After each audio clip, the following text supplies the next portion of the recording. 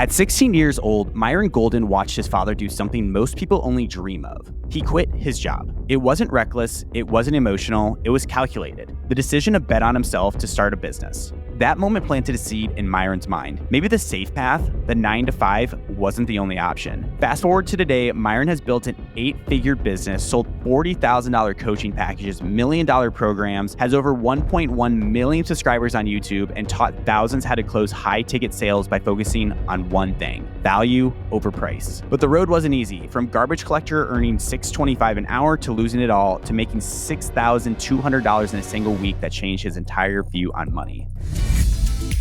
I'm Ryan Atkinson, and you're listening to the Output Podcast, where we uncover the secrets of building and running successful businesses. Today, we're unpacking how you, yes, even a beginner, can skip the small game and build real wealth by mastering high-ticket sales. I am so excited and so honored to have Myron Golden to the podcast today. So, Myron, thank you so much for being here. Absolutely my pleasure, bro. Absolutely my pleasure. It's going to be great. And before we dive into real tactical, high-ticket sales, everyone's interested in sales. Let's talk about mindset, because that's really where it all begins at. Your story is proof on how we think about money, and opportunity shapes everything that follows. And you said your first million didn't come until age 45. For those that are just starting, no matter what their age, why is it never too late to succeed? Well, because you're still alive, right? And you don't know how long that's going to last. Yeah, my first million didn't come till I was 45, but that was almost 20 years ago. I mean, think about that. What if I hadn't made my first million when I was 45? That would have been 20 more years, like having to figure some stuff out, how I'm going to pay for stuff. I like the scripture that says, "Unto him that is joined to all living, there is hope, and a living dog is better than a dead lion." So if you're still here, you're still useful. Yeah. And sales is a great way to really build wealth and build, financial freedom in a sense. We're going to talk really deep about that. So stay tuned for that, listeners. But let's talk about those early experience of being a garbage collector. I mean, how did that influence the way that you approach business today? Because $6.25, minimum wage has raised, but you're starting at the lowest and now you're at the complete high here. So I'd love to hear that. So I drove a trash truck. It was my first job as a married man with a wife and a child. I drove a trash truck for $6.25 an hour. I didn't really collect the garbage. I was more the guy who emptied the trucks. So I was what they called a shuttle driver. And so other guys would go fill up the trucks in the neighborhoods, and then I would just drive the trucks to the dump, and I would take 4 or 5 trucks to the dump every day, and then I'd go home. But it was $6.25 an hour, is $9.50 an hour overtime. But while I was driving a truck on my breaks, or while I was at the dump, like dumping the truck and waiting in line to get to the landfill, I was reading books like The Greatest Salesman in the World. I was reading books by Og Mandino and just learning how to become a better communicator and learning how to make my life better, because somebody spent 20 years of their life figuring something out. They spent 2 years writing it down in a book, and I can spend 2 hours and learn it. I'm going to make sure I take advantage of that opportunity. That's some of the best leverage that has ever existed. That's what I think is truly the value of books is, as you said, someone can spend 2 years, they have 20 years of experience, and within 200, 300 pages, you are able to extract all that value. One point that was interesting to me is you said communication was really where you started reading about, learning about. I'd love to hear, why did you start with communication in general there? Well, I've since learned, I didn't know this back then, but I've since learned that the quality of your life is going to be in direct proportion to the quality of your communication. And if you get to the place in your life where you can communicate better, you get to the place in your life where you get to elevate to better places. And what I mean by that is, when I say communicate, people think, oh, he's talking about having conversations with people and talking to them to buy stuff. That's not what I'm talking about. There's internal communication and there's external communication. The internal communication is the conversations I have with myself. And the better books I read, the better the conversations are I have with me. If I don't improve my conversations with me, how could I possibly hope to improve my conversations with you? So there's internal communication, and then there's external communication. I believe that external communication goes in 2 directions. It goes vertically, the conversation between me and God and me, and then it goes horizontally, the communication between me and others and me. And so working on improving all of those makes my life better, because words are not just a communication tool. They are also the window through which we see the world. If I don't have a word for a thing, that thing might as well not be a thing. That's so good. I want to talk about the internal communication. So is this confidence building, believing you can do something, building wealth, saying you're confident, when it comes to sales, which we're going to talk about? Can you hit more on that internal communication piece? It's not as much confidence as it is perspective. So to me, confidence comes from 3 things. Confidence comes from competence, I'm good at something, right? Confidence comes from congruency, which means I'm the same on the outside as I am on the inside. I'm not faking it. And then competence comes from character. So because I have competence and because I have congruency and because I have character, I can have confidence because the root word of confidence is confide. And confide means to trust. So I trust myself because I have competence. I know. I have congruency. I am who I'm purporting myself to be, and I have character. Like I am doing the right thing every time I do the thing because it's the right thing to do, right? So that's competence. But I believe that the internal conversation has more to do with perspective. So I share with people often, if you're going to tell yourself a story about the future, because that's, if you think about it, thinking about the future is really telling yourself stories about the future. Most people just tell themselves disempowering stories. But if you change the story you tell yourself about the future, then it changes how you feel in the present. So anything I tell myself about a future outcome, I made it up. Think about it. If I say, when I'm done here, I'm going to go to the airport and I'm going to get on a plane, I'm going to fly to New York. Well, I made that up because there's thousands of cars I've got to go past to get to the airport.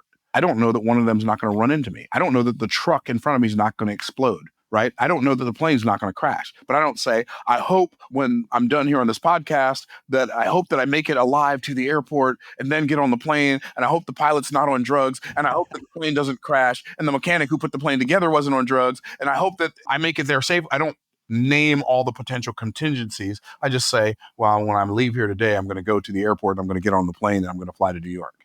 And then I'm going to come back home tomorrow. Right. And so when it doesn't matter, when it's just like, okay, I'm going to go home now, or I'm just going to go downstairs and get me a glass of water. I don't say, I'm going to try to go downstairs and hope that I don't stumble at the top of the stairs and end over end and break my neck. We don't talk like that. But when it matters the most, for the things that are the biggest in our life, we always bring up the contingencies. Well, I'm going to try to start a business and hope that I get good at it.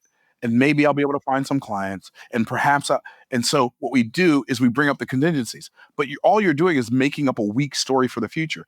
Why not make up a really clear, powerful, successful story for the future? You're making up a story. If you're going to make up a story about the future anyway, you might as well make up one that empowers you instead of making up one that disempowers you. That's what I mean when I say internal conversation. Does that make sense? Yeah, that makes sense. Well, let's talk about that a little bit more. Like, how do you create that story that empowers you? Because I feel like, putting myself in the shoes of when I was starting my own business, it's like, I don't know what's going to happen here. Like, of course, I'm going to have like that self-doubt of like, am I actually going to get clients? I think that's just natural humans. But how do you like build up a story that empowers people? And we're going to talk about high ticket sales. So I'd love to hear that though. So if you think about the fact that all transformation begins with awareness, first and foremost, become aware of the fact that you are telling yourself a story about the future when you think about the future. So just be aware of that. Okay. And so if you want to know, well, where'd that come from? Oh, I made it up. Well, it's easier for us to make up negative stories about the future than it is for us to make up positive stories, because a lot of the positive experiences that we'd like to have, we've never had them. So we don't know what they look like. We don't know what they smell like. We don't know what they feel like. But a lot of the negative experiences that we don't desire, we know what they feel like. We know what they look like. We know what they feel like, and they're not fun. And so it's easier for us to have a frame of reference for negative stories than it is for positive stories for most people, which is why they go to the default instead of the design. So what we can do is, instead of like yielding to the default and taking the past experiences and projecting them on the screen of our future and recreating the past and thinking we're living in the present, why don't we just write a whole new movie and say, hey, you know what? I'm going to make up a story. I'm going to go to, for instance, I'm getting fitted for new golf clubs on Saturday, right? So I'm going to go to my golf fitting, and then I'm playing Reunion, the Arnold Palmer course in Orlando. It's going to be great. Playing with some of my friends. Man, I'm just going to light it up with birdies that day. Now, I made that up. I might get a triple bogey on the first hole, but how will that help me right now or then if that's what I'm thinking? It doesn't. If I'm thinking I'm going to light it up with birdies today, at least every time I stand on the tee box, I can expect that I'm going to get a birdie on that hole. Right? So if you tell yourself better stories, I think you'll be shocked. I think the average person listening to this, if you start telling yourself better stories and asking yourself better questions, I think you'll be blown away by how much better the quality of your life gets. Because somehow or another, we turn our lives into these self-fulfilling prophecies. It's all about like the mindset there, because that's just how you approach your like day to day. If you walk outside saying, I'm going to have a great day, your actions leading to that are going to be a great day. If you walk outside saying, oh, I'm going to have the worst day of my life, you're probably going to have those actions that probably lead to one of the worst days of your life there. Most people spend months, sometimes years, just thinking about starting a business. But what if you could do it in just 10 days? That's exactly what the 10-day business launch plan is designed for. It's a step-by-step roadmap that takes you from idea to real operational business in just 10 days. Click the link in the description below and get ready with your business. So let's talk a little bit more about high ticket sales and, building that story. And actually, you have the story, but let's actually talk about high ticket sales here. So let's start simple. How do you define like a high ticket offer? Let's just baseline this for all the listeners right now. Well, I think the first way I define a high ticket offer is by the phrase that I came up to replace the term high ticket offer, and that is a premium value offer. See, when I think about a high ticket offer, I think about a premium value offer. I think about it as a premium value offer. Why? Because high ticket is what I get, but premium value is what the client gets. So if I'm thinking about the client when I'm making the offer, they can feel that. If I'm thinking about me, they can feel that. I want them to feel me thinking about them. And so I design my offer from the client experience that they desire to have backwards. Okay, what's the outcome they desire to have? Okay, what's the payoff they desire to have? Okay, got it. What's the transformation? Got it.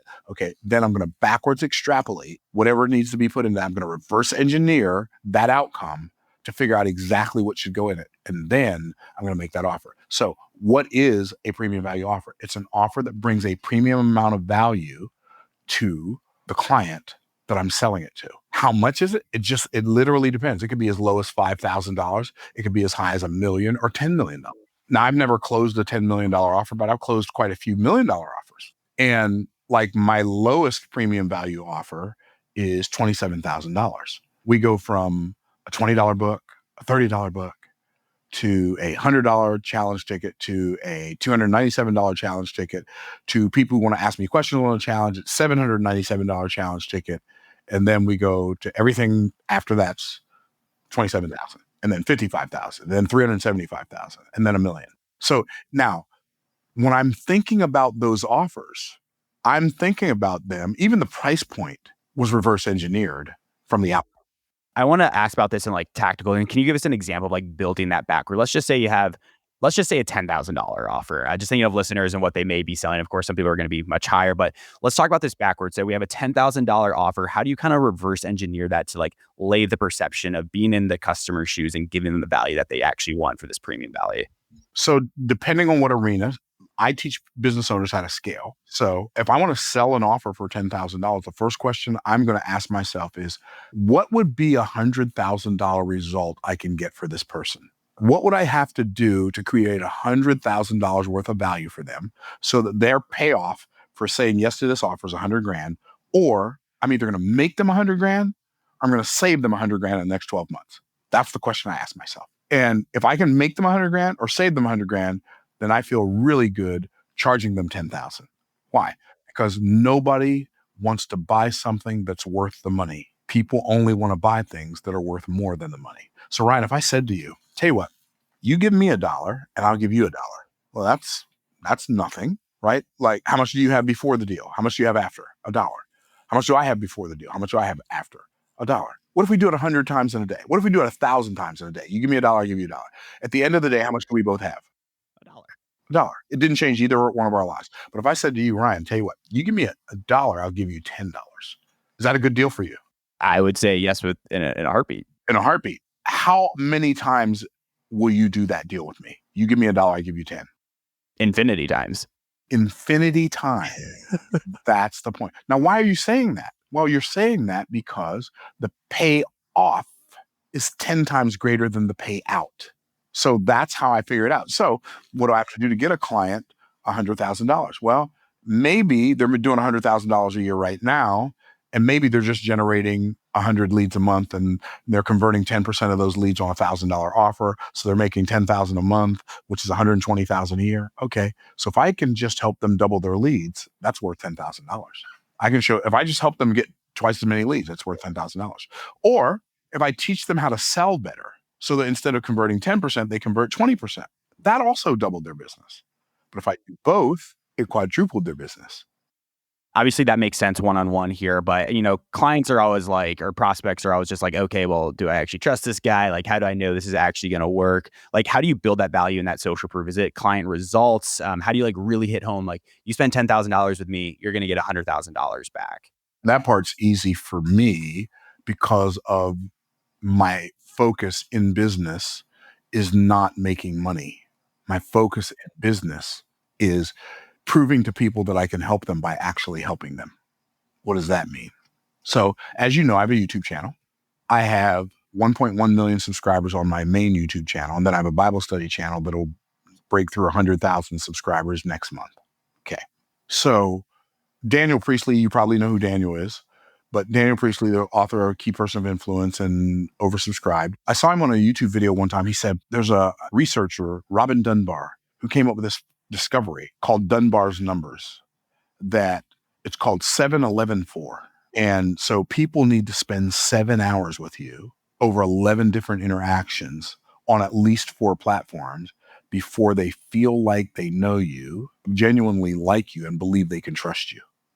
Well, the average person who comes to one of my funnels where I have something for sale, I've already helped them with my community service content on YouTube or on Instagram or on Facebook or on LinkedIn or on X or on TikTok.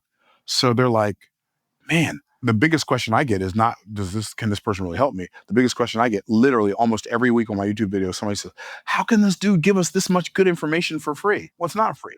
You had to pay for it with your attention. And so what I do is I create what I call community service content, because everybody doesn't have $40,000 an hour to pay me. And everybody doesn't have $1 million to pay me for my coaching program or $375,000 to pay me for a VIP day. So guess what? I create community service content for people who don't have that kind of money. Some people don't even have enough money to buy my $20 book. Great. Go watch my YouTube video. Any one of 700 and plus. So now, by the time somebody even finds out what I have for sale, they've already watched me for hours. So that's how I've already overcome that by the time they even know I have an offer. Oh, really, really interesting there. I feel like just comprehending there, it sounds like a lot of content, like getting yourself out there and trying to honestly offer a bunch of free content, but also just get in front of the eyes of people to build up that trust. Is that kind of like the key there then? It is. I just don't like the word free content because that's a mismatch to my brand. It's not free. They have to pay for it. They just pay with their attention. Attention. Right. I love it. So that's why I call it community service content.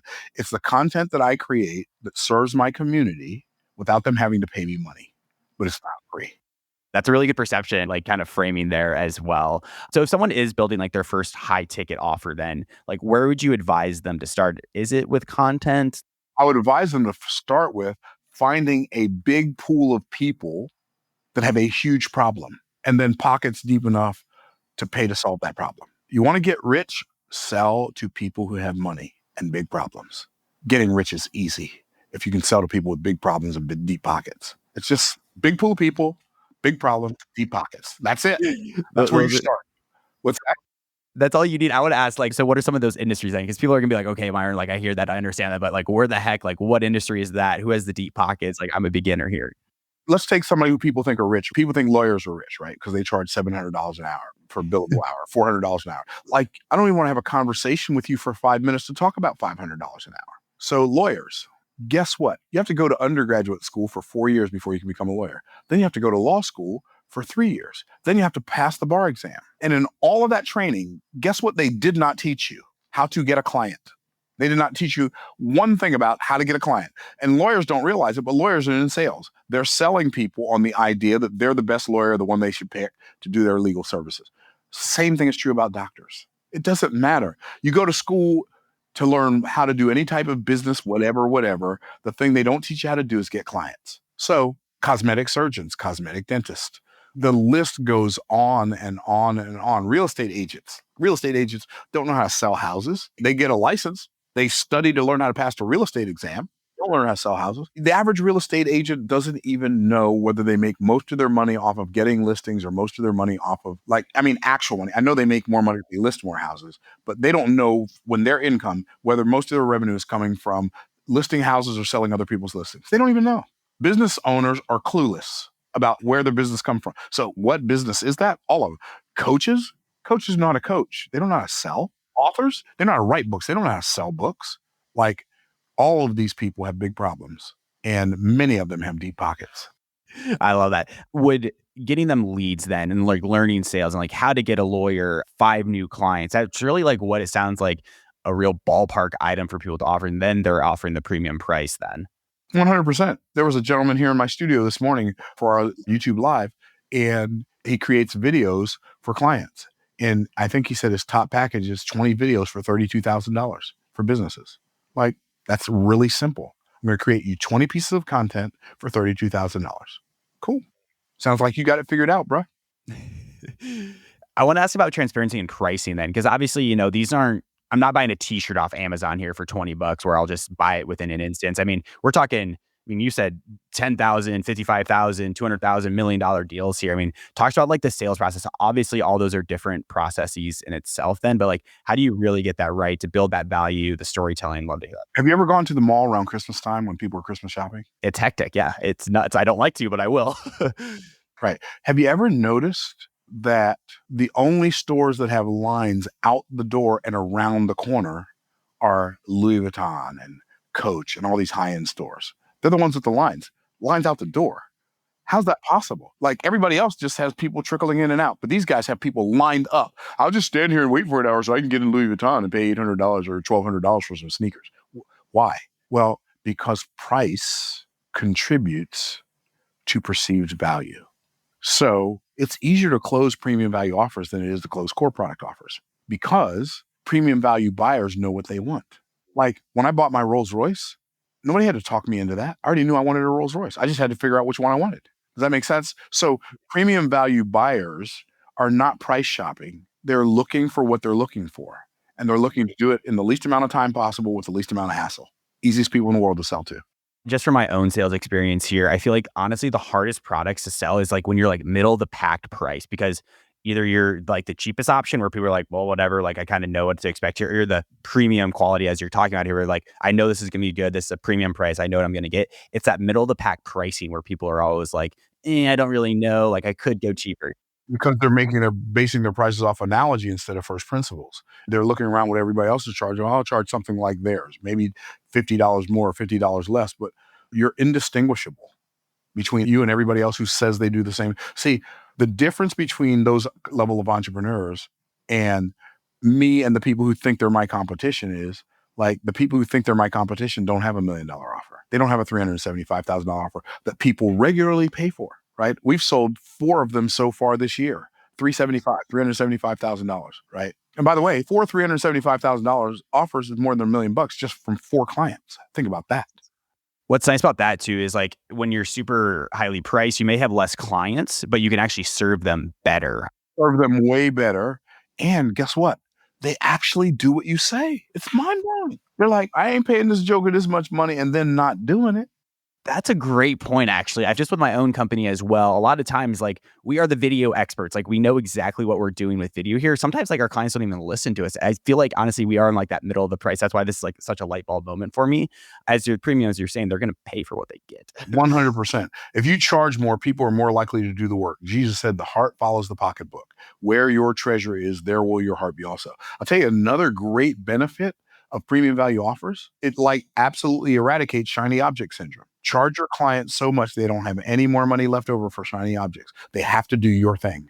But that does, as you said, like you do have to build the value to make it worth, $375,000. I want to ask here, talk to us about like the sales process into $375,000 offers. Like, what was the deal cycle? Were you only talking with one person?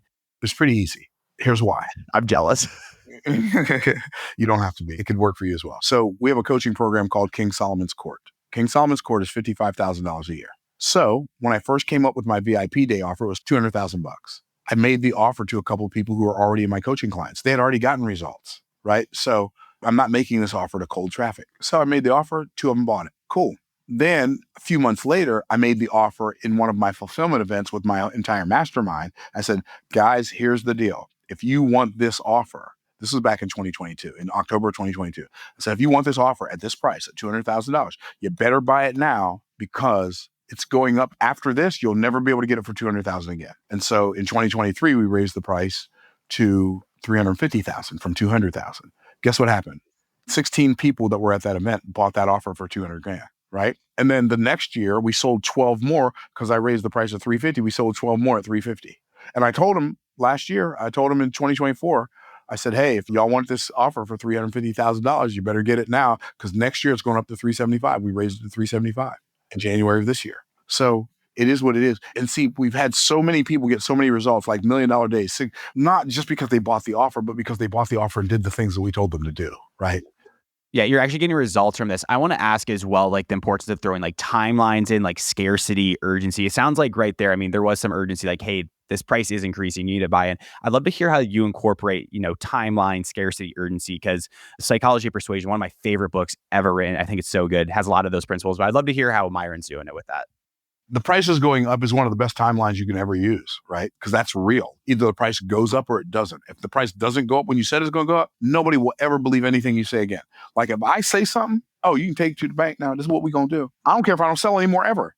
The price is going up. The price is going up. It ain't coming back down. Now, the price may go up and we may not ever sell another one, but the price ain't going back down, right? And fortunately for me, like there are so many people who are influencers and entrepreneurs who own all kinds of businesses, from medical practices to agencies to their influencer, all different kinds of businesses have earned six-figure day awards, $100,000 day awards, and $1 million day awards, and $5 million day awards. And a couple of them even done $10 million day awards, people that I've coached.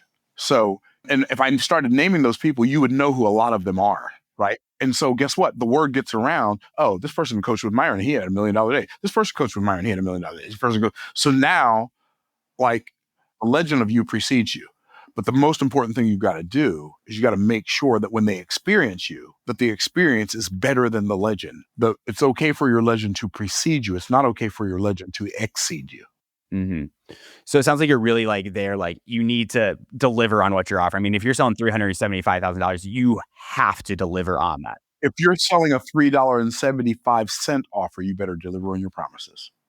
That's fair. I kind of want to call back to that original question there, like timelines and like scarcity and urgency. Like, do you use it in there? Like, what are the most powerful levers you use? The only scarcity thing I use is the price is going up eventually. And sometimes I don't say eventually, I tell them exactly when the price is going up. Or I might say, this is the last event where you'll ever be able to get this at this offer, get this offer at this price. And by the way, if you get this offer at this price, you'll be grandfathered in that price for life as long as you stay in the program. Listeners, take note of that. I think that's like a masterclass there. Like you need to do something like that to get people to really buy into there. But then we have bonuses too. So a lot of times people will buy a $375,000 offer just because they want the bonuses. So bonuses are, sometimes they're masterminds on the water. Like we have masterminds in the sea because I charter a yacht. They'll come to Tampa. I'll take them out on the yacht. We'll spend the day together. I'll wine them and dine them without wine because I don't drink and I don't serve alcohol. But I'll give them food and drinks on the yacht, and then we'll mastermind and we'll play games and we'll do all this fun stuff we'll do, and then we'll come back and we'll disembark, and then we'll go to Eddie V's for dinner or something, right? We'll just spend the day together. So that's a bonus. Another bonus is because I only fly private, I don't fly commercial unless I'm flying overseas. And sometimes even then I fly private. So I say to my clients, hey, if I'm going somewhere for business to do an event or something and you want to go with me, you can fly to Tampa. You can get on the plane with me. We'll mastermind in the air. I'll tell you what I'm going to do. You'll get to watch me do it. And then we'll debrief on the way back.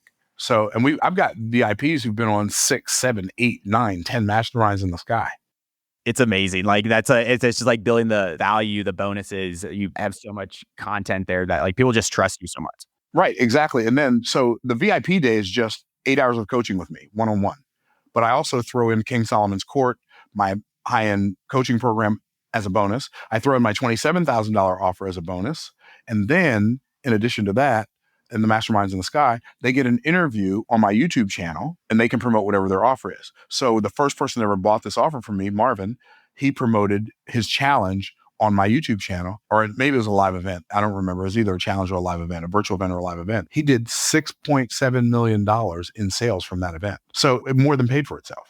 There you go. That's quadrupling your money all right there out of the gates. I want to ask, as we wind down to our last section, I was just like reading between here. I feel like faith has played a large part in your own personal journey and stuff. So I'd love to hear like how faith has influenced, your personal life, your business life. I'd love to hear all that. So I came to Christ when I was 16 years old, and a friend of mine who was a teenager led me to Christ, and he said, now you need to start reading the Bible. Well, I was horrified.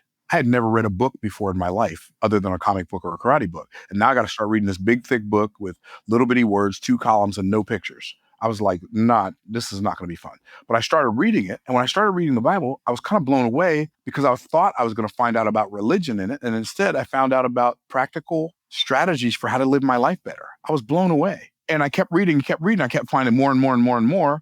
And so I started applying these principles to see if the conditional promises worked out the way they said. If you do this, then you can expect that. And sure enough, I've been doing that now since I was 16 years old. So I'm 64 now. What is that? 38 years. No, that's more than that. 48 years. I've been following these principles. I've never seen them not work. And so now, because the Bible has so much to say about business, I teach business based on biblical principles in general. But specifically, I discovered King Solomon's business model in 2014 in the Bible, and I started building my business according to that business model. And one of the components of his business was he sold premium value offers to all of the other monarchs in the world. All of the kings and all the queens on the earth came to Solomon and paid him to learn his wisdom. And it says they paid him 120 talents of gold. If you did the math on that, if you understood how much a talent weighed and you did the math on that, in today's dollars, that would be over $400 million per monarch. Over $400 million per monarch. And all of the monarchs on earth came to him and paid him. And then they sent their people to learn from him at his seminars. So I just decided I'm going to do what King Solomon did. And I started doing that, and here we are. Here we are. Now you're flying private across seas with clients, having masterminds, having it all here. Is there one like biblical like practice or like principle that like you don't follow the most, but like you lean on the most? I would love to ask that as well. Yeah, I think it's the first success principle in the Bible. It's the first thing that God ever said to a human in Genesis chapter 1. It says, and God blessed them and said unto them, be fruitful and multiply, replenish the earth, subdue it, and have dominion. So he said, be fruitful. Now, fruitful means a fruit is a living organism whose seed is in itself. So God is saying, produce on the outside based on what I put on the inside. So he said, be fruitful. Then he said, do multiply. Multiply means to increase.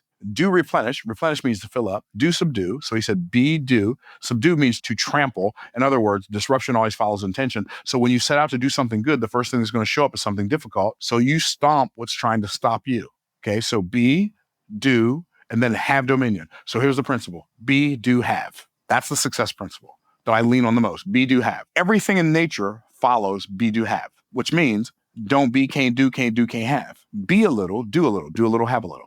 Be a lot, do a lot, have a lot. Everything comes back to be, do, have.